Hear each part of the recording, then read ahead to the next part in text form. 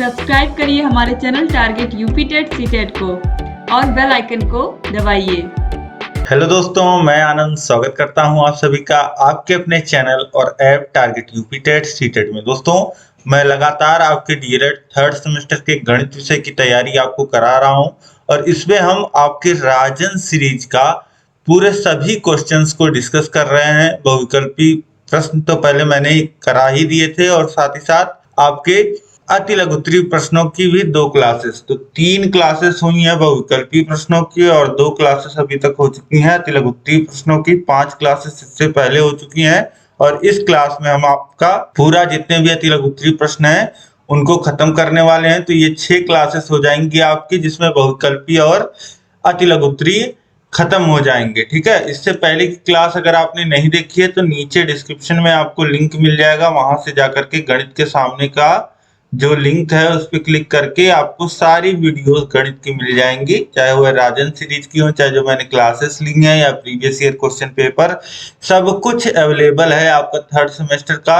बस आपको पढ़ाई करनी है और कम समय में करनी है, बिना डिस्टरबेंस के करनी है। सभी पीडीएफ नोट्स चाहिए, ये सारी सुविधाएं चाहिए, टेस्ट सीरीज चाहिए, तो ये सारी सुविधाएं ऐप पर उपलब्ध हैं। ठीक है, नीचे डिस्क्रिप्शन में लिंक है, वहां से जाकर के आप ऐप को डाउनलोड कर लीजिए या सीधे प्ले स्टोर पे सर्च कर लीजिए टारगेट यूपी टेट सीटेट, वहां से डाउनलोड कर लीजिए। तो इस तरीके से आप समझ गए होंगे चीजों को। अब हम इस क्लास में पूरा यह आपका लघुत्तरीय खत्म करेंगे और इसके बाद लघुत्तरीय प्रश्नों को भी देखेंगे हम लोग। ठीक है, लघुत्तरीय प्रश्नों को भी देखेंगे।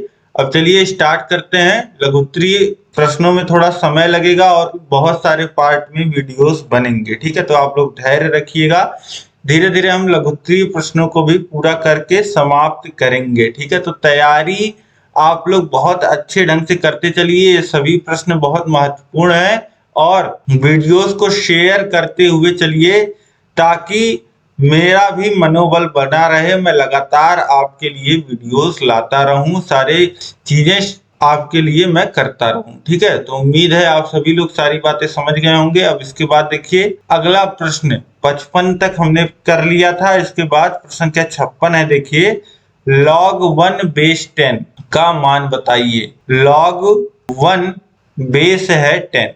ठीक है, अब देखिए जो बेस होता है उसी के फॉर्म में हम बनाने का प्रयास करते हैं। ठीक है, तो देखिए यहाँ पे इसको क्या लिखा जा सकता है। log बेस में 10 है और 1 को लिखा जा सकता है 10 के घाते शून्य। देखिए किसी भी संख्या के घात में शून्य जब होता है तो उसका मान 1 होता है, तो 1 को हम लोग लिख सकते हैं किसी भी संख्या के घात में शून्य। तो हम लिखेंगे यहाँ पे 10 के घात में शून्य, क्योंकि यहाँ बेस जो है वह 10 है। ठीक, तो अब ये देखिए आपको पता है कि किसी लॉग में किसी संख्या के घात में अगर कोई संख्या होती है तो वह बाहर लिखी जाती है, तो ये हो जाएगा 0 गुणे log 10 बेस 10। और किसी भी log का जो बेस और जो log है जिसका लेना है वह अगर समान हो जाते तो उसका मान 1 हो जाता, तो ये आ जाएगा 0 गुणे 1, यानी कि मान कितना आ जाएगा 0। इसका मान कितना आ जाएगा 0।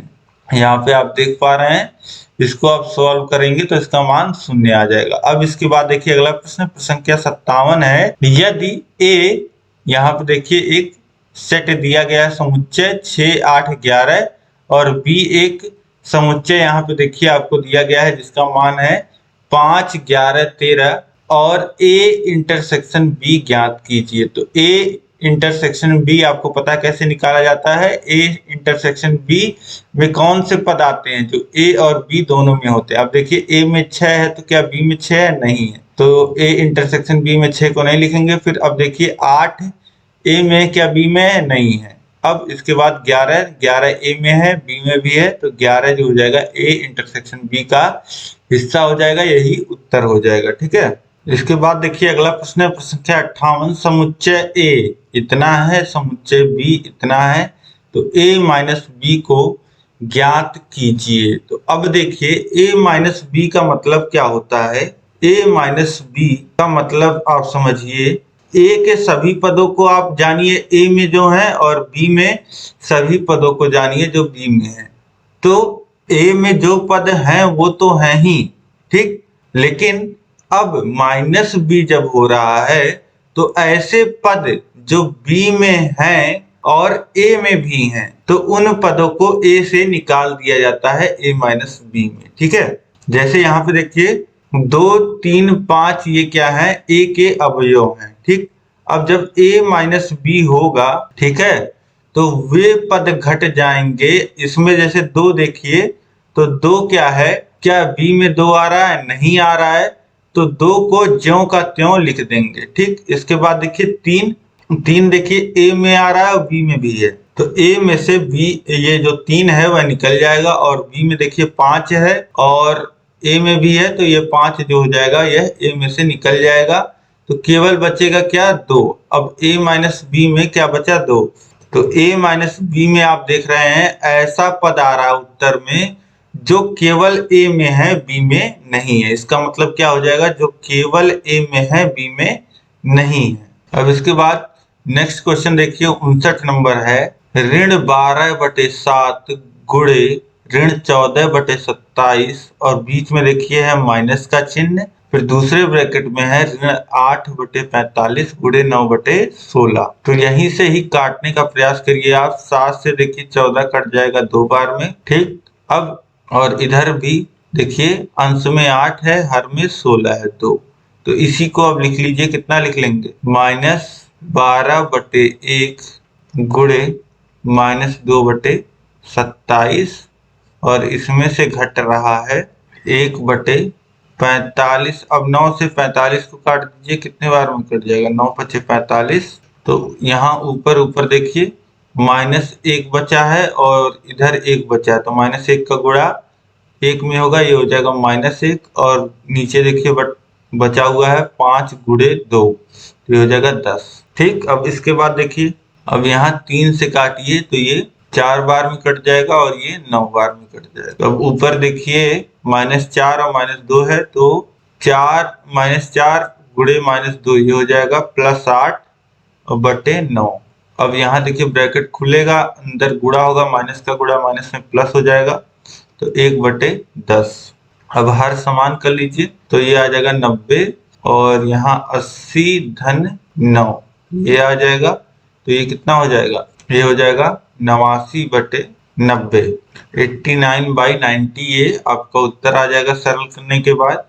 अब इसके बाद नेक्स्ट क्वेश्चन हम देखेंगे, प्रश्न संख्या 60 है, 3 के घाते 4 गुणे 3 के घाते 5 गुणे 3 के घाते ऋण 9 गुणे 3 के घाते 2 का मान ज्ञात कीजिए। तो अब देखिए 3 के घात में संख्याएं हैं और गुणा हो रहा है, तो यहाँ पे आप क्या कीजिए, सभी जो घात है, आपको पता है आधार समान है तो घातें जुड़ जाती हैं। यहाँ सबका आधार क्या है, 3 है। अब यहाँ पे घातें 3 को आधार रखते हुए घातें क्या होंगी, जुड़ जाएंगी, तो 4 धन 5 धन ऋण 9 धन 2। ठीक, अब देखिए कितना आ जाएगा, 3 के घात में 4 और 5 9 और ऋण 9 शून्य हो जाएगा और बचेगा 3 के घात में 2, यानी कि वैल्यू कितनी आ जाएगी, 9। 3 के घाते 2 का वैल्यू कितना आ जाएगा, 9। ठीक है, अब इसके बाद नेक्स्ट क्वेश्चन देखिए, 4/x² माइनस y²/9। तो 4 को लिखा जा सकता है 2 का स्क्वायर, और यहाँ नीचे x का स्क्वायर है ही, तो पूरे को लिखा जा सकता है 2/x का स्क्वायर। इसी तरीके से यहाँ y/3 का स्क्वायर, y²/3 का स्क्वायर लिखा जा सकता है, और जिसे लिखा जा सकता है y/3 का होल स्क्वायर। ठीक, अब यहाँ पे देखिए a² माइनस b² का फॉर्मूला लग जाएगा, एक ब्रैकेट में हो जाएगा a + b और दूसरे ब्रैकेट में हो जाएगा a - b। देखिए a की जगह है 2/x, यानी कि 2/x प्लस y/3 एक ब्रैकेट में हो जाएगा और दूसरे ब्रैकेट में हो जाएगा 2/x माइनस y/3 दूसरे ब्रैकेट में। तो इस तरीके से आप समझ रहे हैं, इसको भी बहुत आसानी से आप हल कर लोगे। अब इसके बाद नेक्स्ट क्वेश्चन देखिए, प्रश्न संख्या 62 है, यदि 8x व 18 समानुपात में हो तो x का मान ज्ञात कीजिए। अब यह अगर समानुपात में है तो इनको कैसे लिखेंगे, 8:x समानुपाते x/18, इस तरीके से लिखा जाएगा। अब इसके आगे समझिए, समानुपात में जो बाह्य पदों का गुणा होता है वह मध्य पदों के गुणा के बराबर होता है, यानी कि x गुणे x स्क्वायर हो जाएगा और 8 गुणे 18 के ये बराबर होगा। तो x स्क्वायर बराबर 8 गुणे 18 यानी कि x स्क्वायर बराबर 144 आ जाएगा और x स्क्वायर बराबर 12 का स्क्वायर लिख सकते हैं 144 को। x की वैल्यू क्या आ जाएगी 12 आ जाएगी। यही x का मान पूछ रहा था। तो 2018 में पूछा हुआ प्रश्न है, बहुत ही आसान प्रश्न है, आप कर सकते हैं 1 नंबर में।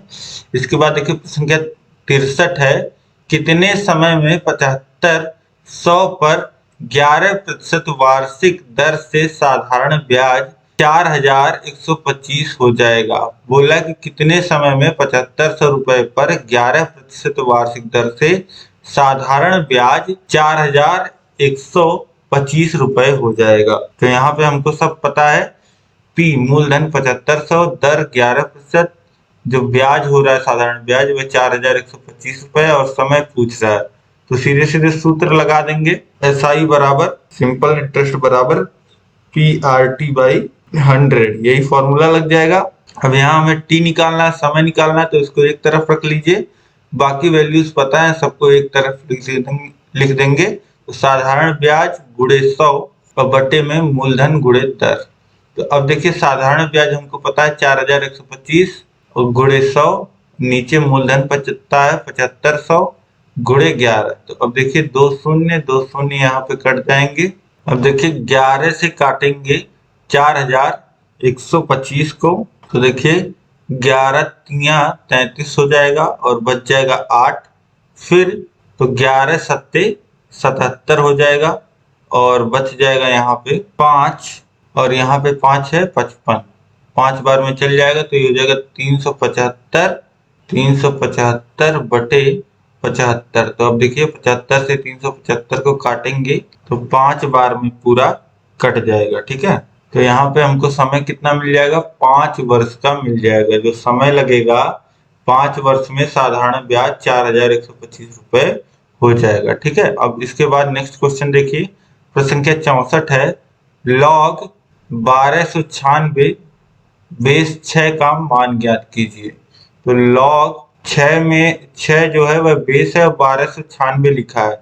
1296 जो होता है वह 6 के घाते 4 का मान होता है। तो यहाँ पे देखिए अभी मैंने जब log 1 बेस 10 हमने निकाला था तब मैंने आपको बताया था कि जो घात होगी, यहाँ से जो घात होता है log के अंदर जो संख्या होती है, घात जो होती है वह बाहर गुणा हो जाती है। तो ये हो जाएगा 4 log 6 बेस 6 और log 6 बेस 6 का मान कितना होगा 1 होगा, यानी कि टोटल वैल्यू कितनी आ जाएगी 4 आ जाएगी। ठीक है, तो इस तरीके से बहुत ही आसानी से हल कर सकते थे।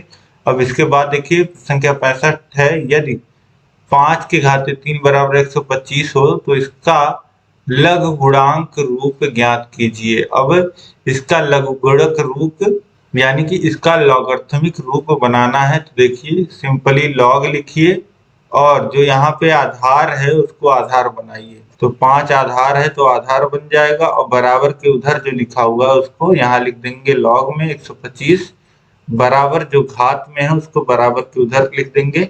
यह इसका लॉग वाला रूप हो जाएगा। ठीक, अब इसके बाद देखिए संख्या 66 है, यदि समुच्चय A इतना है B इतना है तो A यूनियन B तथा A इंटरसेक्शन B ज्ञात कीजिए। अब देखिए A समुच्चय इतना है, B समुच्चय इतना है और A यूनियन B। अब देखिए A यूनियन B में सभी पदों को लिखा जाएगा लेकिन कोई भी पद रिपीट नहीं किया जाएगा। जो A और B में आने वाले पद हैं सभी को लिखा जाएगा लेकिन कोई पद रिपीट नहीं किया जाएगा। अब A को देखिए, A में 8 आ रहा है तो 8 लिखा जाएगा और B में भी 8 आ रहा है तो अब 8 लिख दिए गए हैं।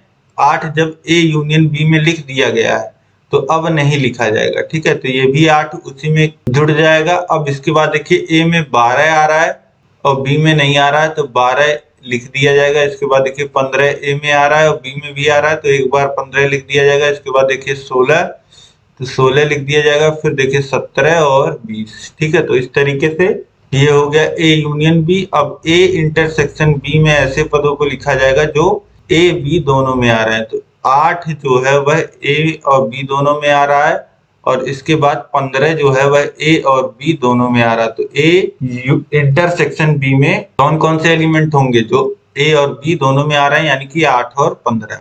अब इसके बाद देखिए नेक्स्ट क्वेश्चन है, प्रश्न संख्या 67 है।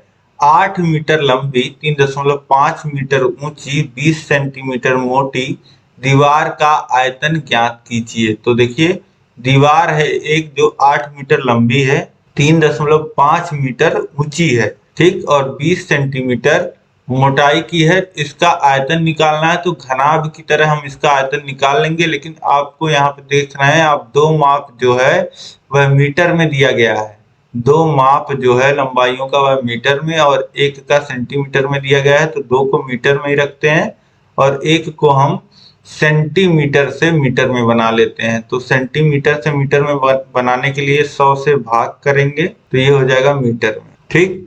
तो इस तरीके से अब दीवार का आयतन निकालने के लिए बस कुछ नहीं, फॉर्मूला लगा देते हैं वॉल्यूम का आयतन का, लंबाई गुणे चौड़ाई गुणे ऊंचाई।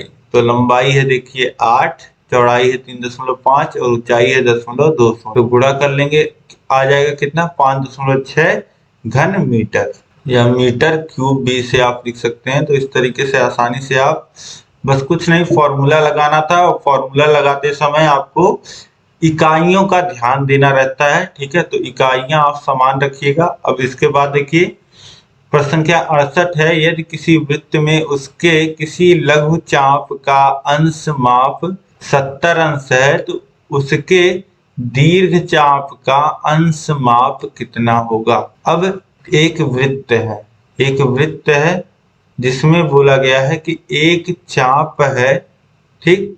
अब यहाँ पे देखिए आप जब केंद्र से किसी दो बिंदु को परिधि पे आप मिला देते हैं तो ये एक खंड की तरह आपको दिख रहा होगा, तो इसे हम त्रिज्य खंड कहते हैं। और ये जो ऊपर वृत्त की परिधि है, ये जो क्षेत्र होता है इसे हम क्या कहते हैं, चाप कहते हैं। और ये छोटा देखने में तो इसे हम लोग लघु चाप कहेंगे, और ये जो बड़ा वाला परिधि जो बच रहा है इसे हम दीर्घ चाप कहते हैं। तो इसके द्वारा जो कोण यहाँ पे बन रहा है वह 70 अंश का है। तो बोल रहा है कि दीर्घ चाप अंश का मान कितना होगा। अब एक बिंदु पे आपको पता है कि टोटल 360 अंश का कोण बनता है एक बिंदु पे, तो वृत्त के केंद्र पे भी कितने का बनता है, 360 अंश का। अब इसमें से 70 अंश घटा लेंगे तो कितना बचेगा, 290 अंश। यानी कि दीर्घ चाप द्वारा कितना, दीर्घ चाप का जो अंश माप होगा वह कितना होगा, 290 अंश होगा, ठीक। तो इस तरीके से आसानी से ये आप निकाल सकते थे। अब इसके बाद देखिए अगला प्रश्न है, प्रश्न संख्या 69। 14 - 5x - x स्क्वायर का गुणनखंड कीजिए। तो सिंपली इसको आप इस तरीके से भी लिख सकते हैं ताकि आपको समझने में आसानी हो। -x स्क्वायर - 5x + 14, इस तरीके से आप लिख लेंगे। अब जब भी आपको गुणनखंड करना होता है तो जो स्टैंडर्ड इक्वेशन होती है ax स्क्वायर + bx + c, इससे कंपेयर करते हैं। अब देखिए a का मान कितना है, -1 है, b का मान कितना है, -5, और c का मान कितना है, 14। तो अब देखिए a इंटू c निकालिए तो कितना आ रहा है, -14। a इंटू c निकालेंगे तो -14 आ रहा है। अब हमें जो b है, b जो -5 है उसको दो तरीके से हमको ब्रेक करना है, दो संख्याओं में ब्रेक करना है -5 को, इस तरीके से कि गुणा करें तो -14 आए और जोड़ें तो कितना, जितना एक्चुअल में है -5 उतना आए, ठीक है। तो अब गुणा करने पे तो देखिए -7 और +2 अगर हम लोग कर देते हैं, -7 और +2, तो इन दोनों का आपस में गुणा करेंगे तो -14 आएगा। और अगर जोड़ेंगे तो कितना आ जाएगा, -5 ही आ जाएगा। तो x स्क्वायर - 7x + 2x + 14, इतना हम लोग लिख सकते हैं। -5x को -7x + 2x लिख सकते हैं, बात वही है, ठीक। अब यहाँ पे देखिए क्या कॉमन हो जाएगा, -x, तो ये कितना हो जाएगा, x और +7 यह मिल जाएगा। अब यहाँ से देखिए 2 कॉमन मिल जाएगा तो x + 7 कॉमन मिल जाएगा।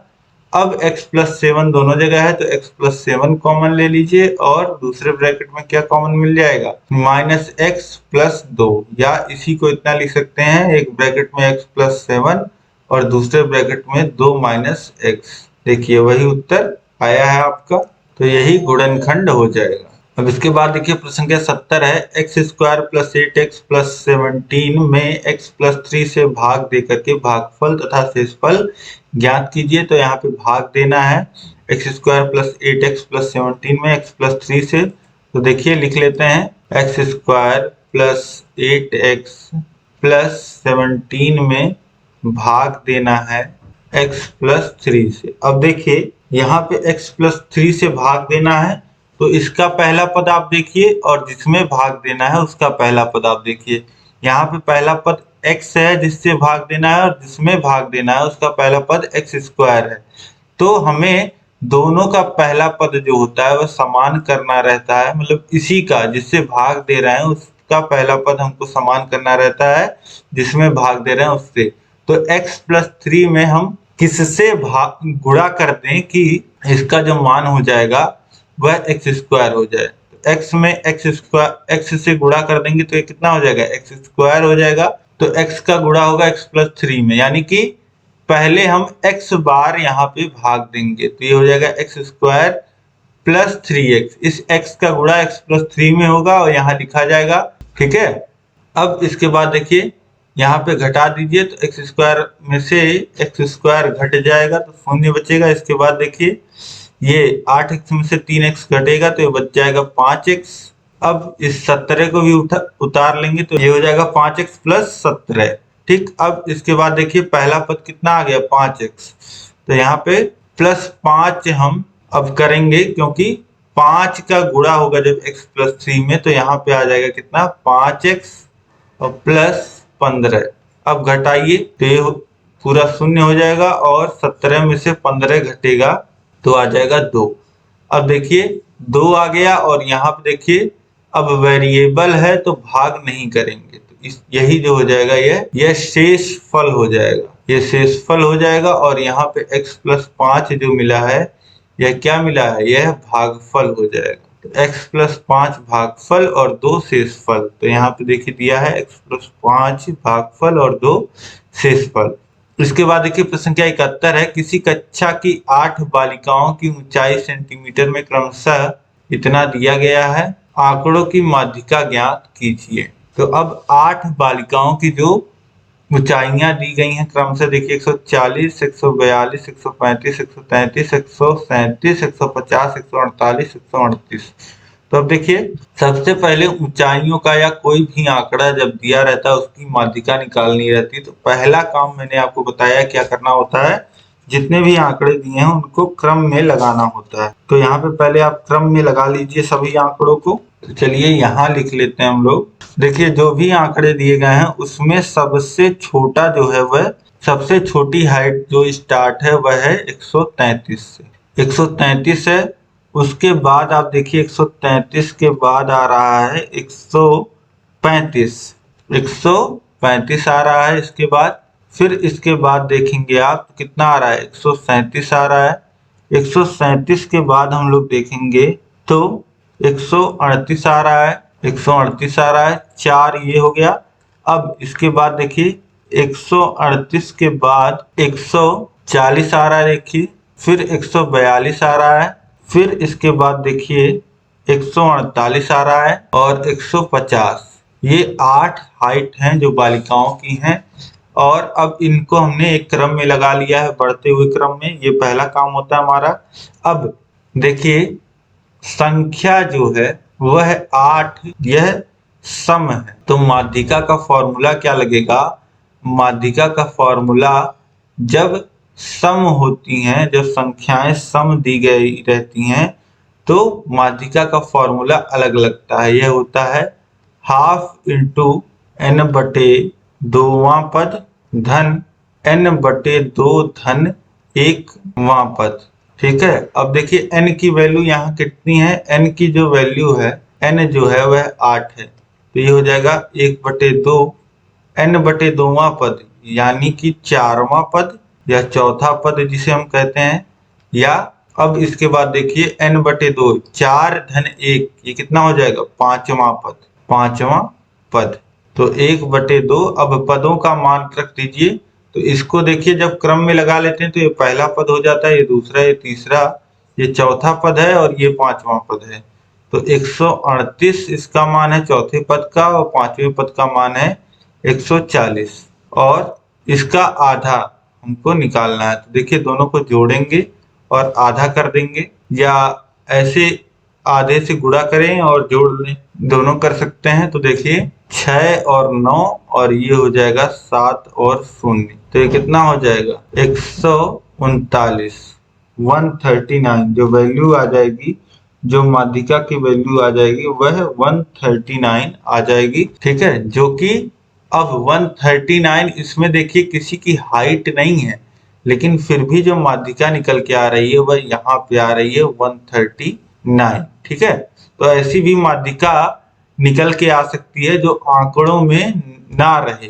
ठीक है, कैलकुलेट करने के बाद ऐसा केवल सम, जहां पे सम संख्याएं दी रहती हैं उस केस में होता है। विषम की संख्या में तो यही होता है कि हाँ एक संख्या जो आंकड़ों में दी रहती है वही जो बीच वाली बिल्कुल संख्या होती है वह वही माध्यिका हो जाती है। ठीक है, अब समझ गए होंगे आप। इसके बाद देखिए प्रश्न संख्या 72 है, वाहक चेक किसे कहते हैं। तो यह चेक जिसमें किसी व्यक्ति का नाम होता है वह स्वयं अथवा किसी वाहक के द्वारा लिखी धनराशि को बैंक से प्राप्त कर सकता है। चेक पर खातेदार का हस्ताक्षर आवश्यक है। अब देखिए वाहक चेक वे हो गया जो किसी व्यक्ति के नाम पे काटा जाता है और वह व्यक्ति खुद बैंक जाकर के या किसी और वाहक को, किसी और व्यक्ति को भेज करके धनराशि जो है वह बैंक से प्राप्त कर सकता है। ठीक है, और बाकी अदर चेक भी होते हैं जिससे केवल खाते में पैसा आता है, ऐसे भी चेक होते हैं जो अकाउंट पे ही होती हैं। ठीक है, अब इसके बाद देखिए संख्या 73 है,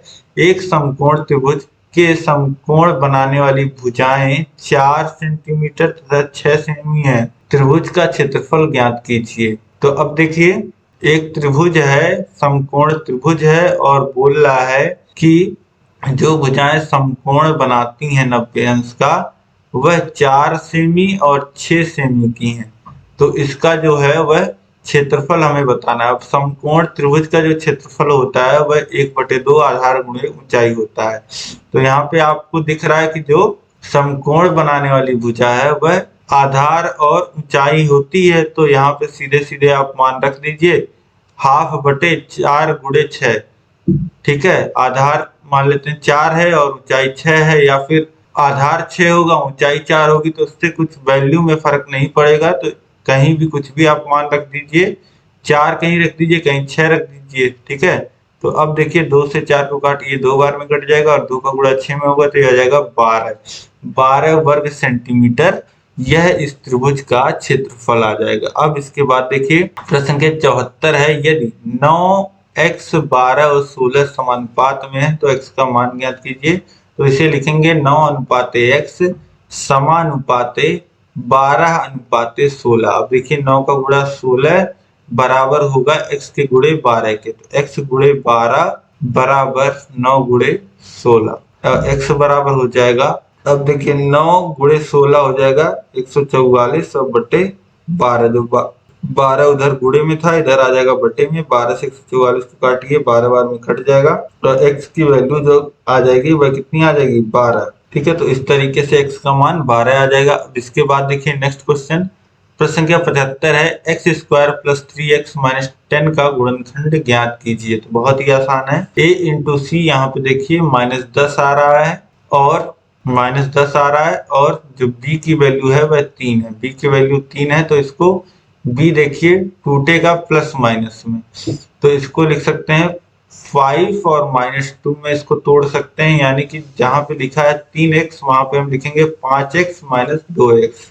तो x² + 5x - 2x - 10 इसको इतना लिख देंगे और पहले दो पदों में देखिए x कॉमन हो जाएगा और बचेगा ब्रैकेट में x + 5 और दूसरे पदों में -2 कॉमन ले लेंगे तो x + 5 यहाँ भी बचेगा। अब देखिए x + 5 यहाँ भी है, यहाँ भी है, दोनों जगह कॉमन ले लेंगे और यहाँ पे जो x बचा है और यहाँ पे -2 बचा है, ये दूसरे ब्रैकेट में हो जाएगा, यही जो हो जाएगा यह गुणनखंड हो जाएगा। अब इसके बाद देखिए अगला प्रश्न है, प्रश्न संख्या 76। 6 मीटर लंबाई, 2.5 मीटर ऊंचाई और 15 सेंटीमीटर मोटाई वाली दीवार का आयतन ज्ञात कीजिए। तो अभी हमने ऐसा प्रश्न देखा था, तो यहाँ पे कुछ नहीं करना है, बस आपको घनाभ का जो आयतन का सूत्र होता है उसको लगा देना है और लगाने से पहले सभी इकाइयों को एक में कर लेना है। जैसे लंबाई 6 मीटर है और ऊंचाई जो है वह 2.5 मीटर है, तो मोटाई जो दिया गया है 15 सेंटीमीटर, उसको भी हम लोग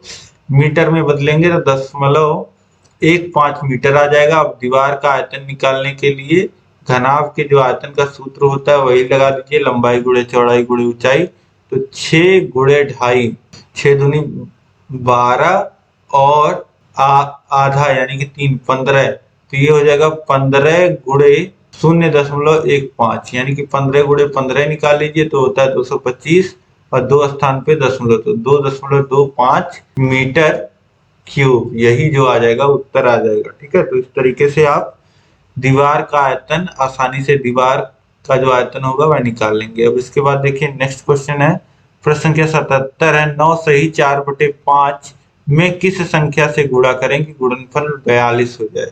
अब देखिए 9 सही 4/5 को हम पहले तो एक भिन्न के रूप में लिख लेते हैं।